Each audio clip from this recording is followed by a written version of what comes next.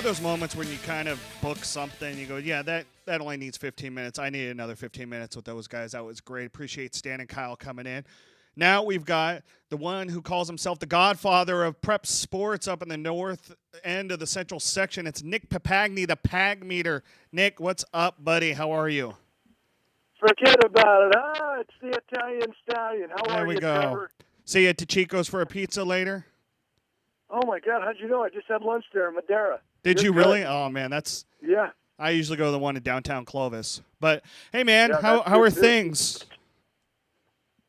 Everything is good, and congratulations to the Roadrunners. What a great story that is.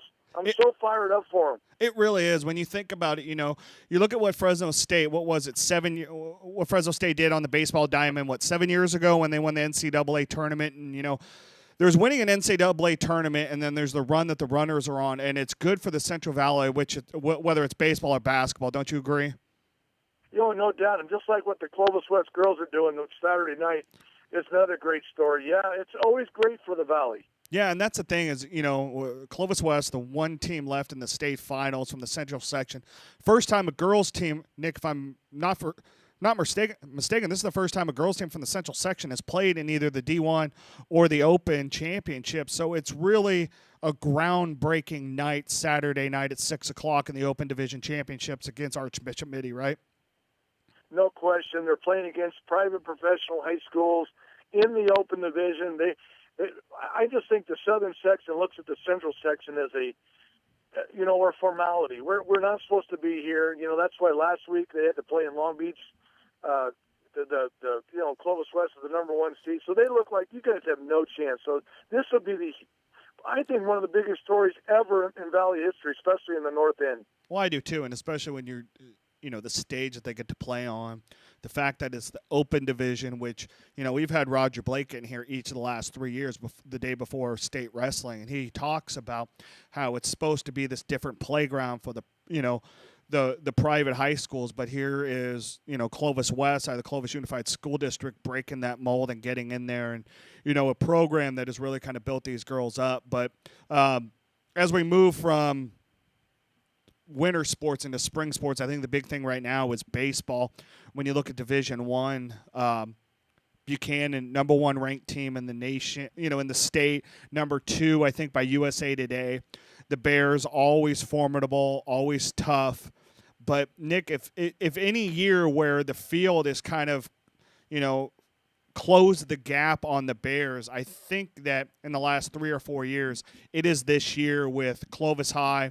They beat Clovis North near to my heart on Tuesday night in a 2-1 game in the ninth inning. Stockdale still undefeated, playing tomorrow night against Centennial. Is the gap closing in on the Bears with everybody else? Right now, I think you just mentioned the teams. Clovis, Stockdale, Clovis North, and Clovis West are the only teams, I think, that those 5 teams in Division I. And it's really, I don't want to put anyone else down, but it is a semi-drop-off after that. Yes, but you got to play great 7 innings baseball. You can't afford to make a mistake because Buchanan is like those Russian shoulders. They're coming at you. They don't make mistakes. They pitch. They throw strikes. They bunt when they have to, and they get the timely hits. If you play your game, you can beat Buchanan. They're very beatable. Well, when you look at it, a team like Stockdale, who is batting .400 as a team, Jalen Smith batting over .500, Sean Mullen, who's a commit to UCLA, Smith committed to UC Davis. They're both juniors up the middle, and then Mullen's also on the mound as their ace. They've got 5 guys batting over 380, and then they've got 4 guys that have pitched at least 12 to 19 innings this year. Cade Sheedy, who's only a sophomore, and he's committed to Cal Poly. He's 3-0 and hasn't given up an earned run. Alejandro Morello's in there. When you look at that team, is that what you're kind of looking for, is a team that can hit the ball, and you need to hit the ball on days where the pitching isn't coming around, or if the days that the guys aren't hitting, that the pitching can kind of catch up and do their part? That's what Buchanan does, and exactly right, because the other day Buchanan knocked off Clovis East, who they struggle with the bats. They beat them 2-0. That's it, 2-0, but they got the timely hits when they had to. But their pitching and defense is so good. Stockdale, if they can swing the bats, they can beat anybody. And I would love to see a Stockdale-Buchanan matchup.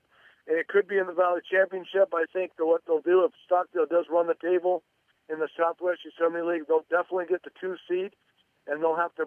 You'll have Clovis come in because I think they'll be the 3 seed. It's that close between those 5 teams. Right, and in Clovis North, a team that's had a little struggle at the plate and in the field, but they've got solid pitching, and that's without Brett Walker, who still hasn't gotten on the mound this year. What do you think about the Broncos kind of fitting there in the mold?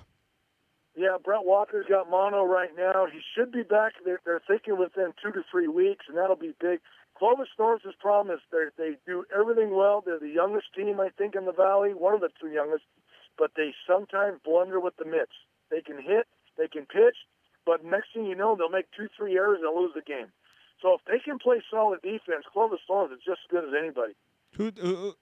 Who's throwing well for them on the mound right now, Nick? Oh, I think you kind of know.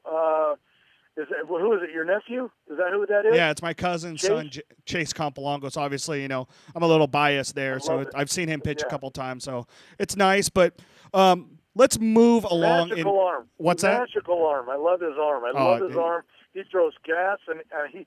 I love about him because a lot of guys on the track they'll thumb you to death because a lot of guys are great fastball hitters, so you'll throw off speed, change up, curveball. He's bringing it. He's like, I'm going to challenge you with my fastball, and I love the old school style of pitching. Dad, I'd like to hear that. Thanks, Nick. Appreciate it.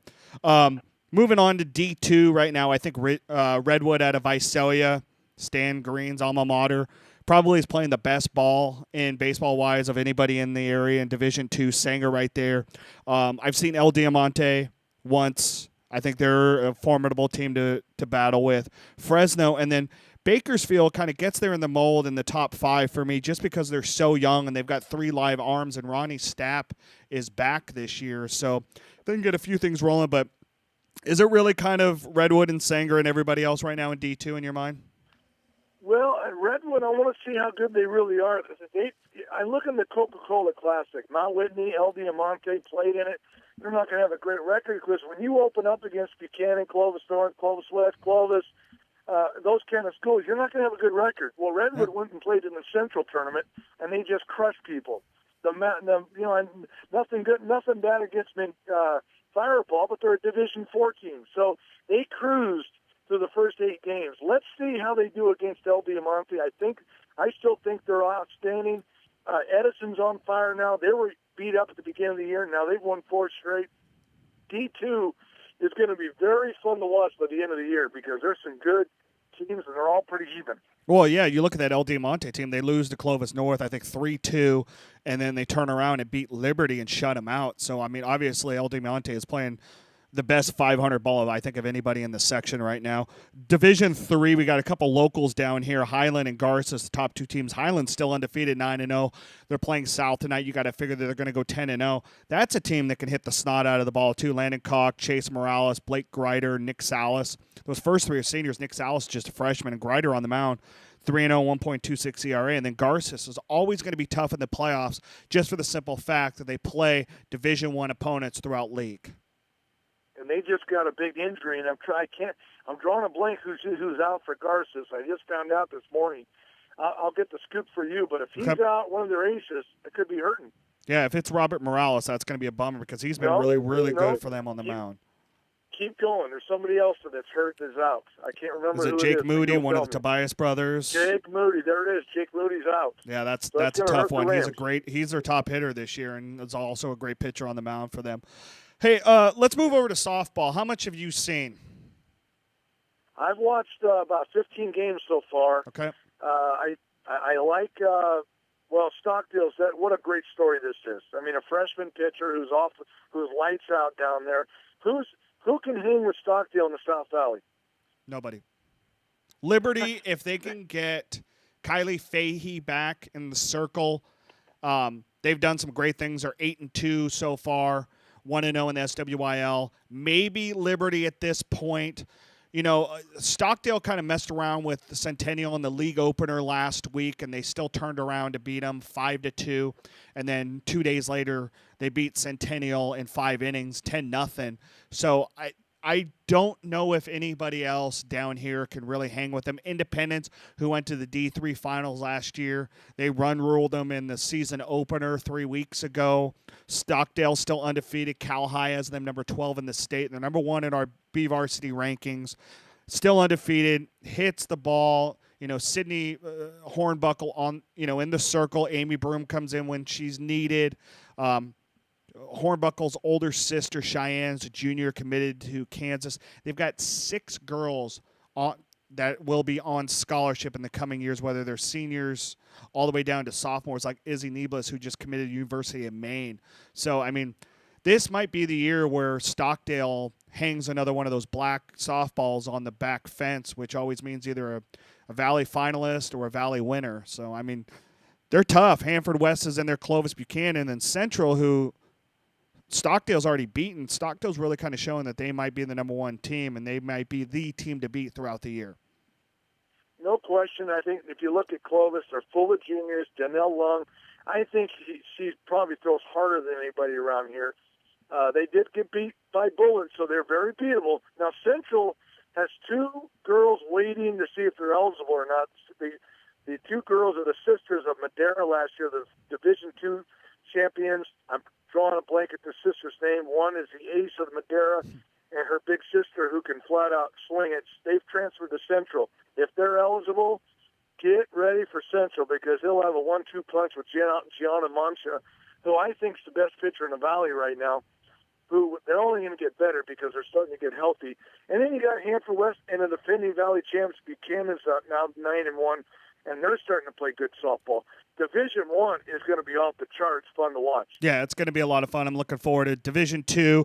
Ridgeview probably a 5, 6, 7 seed at this point right now, with Menachie and Madera and Tulare Western up there. I think Division III, Tehachapi has a great chance. Taft is always in there. We got to close it out, Nick, but I appreciate it. Are you going to Sacramento on Saturday? We were going to broadcast the game. It looks like we're not, so 50-50 chance right now. I'll keep you posted on that. But I'm going to talk to you tomorrow on my show. Yeah, we will, definitely. We're going to catch up, do a little bit more. I'll give you some more South Valley stuff. Nick, appreciate it. The Papagni from Fresno, if you don't know him, you got to know because Nick will help you guys out with anything up on the north side of the section. Nick, always appreciate you, man. We'll talk soon. Actually, we'll talk tomorrow, Thanks, bud. Trevor. All right, thanks a lot. Take care. Thank you. Nick, Bye-bye. appreciate it. Nick Papagni, the Papagni from Fresno. We also had Stan Green and Kyle Wiley from Kern High School District. I am Trevor Horn. This is BVarsity Live. We'll be back next week with the full hour. Zach Ewing, well, he may or may not be in. Depends on what the runners do on Tuesday. If not, we'll have a full hour next week. Until then, for our director, Chris McCullough, I'm Trevor Horn. We'll see you next week. And don't forget, BVarsity Nightly tonight, track and field action. See you then. Bye-bye. Looking deep down the left side, Mendeville into the end zone, touchdown!